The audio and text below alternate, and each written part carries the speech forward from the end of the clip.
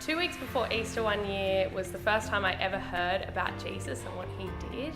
And someone explained to me that my relationship with God was broken and what Jesus did on the cross was fix and heal that relationship. That was the best news I'd ever heard.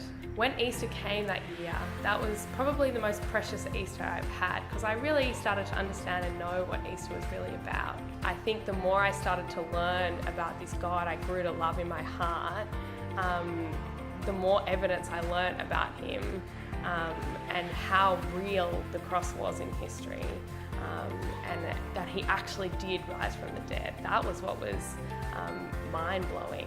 Some of that evidence was 500 plus people seeing him after he rose from the dead and recording some of that evidence from multiple perspectives, whether they were Christian or not. And I just thought that was overwhelming and undeniable. And I think then being able to share my newfound love for God with my friends, but also the evidence that I knew about Jesus was a really exciting thing for me to do. I think knowing that he died and then rose from the dead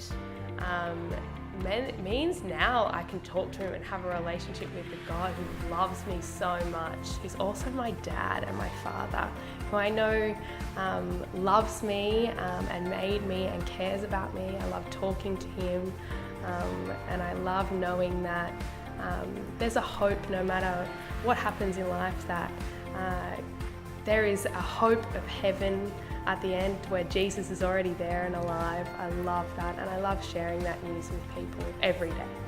I think if the resurrection didn't happen, I couldn't talk to God now at all. And so I think knowing that Jesus is alive means I can have a relationship with God forever.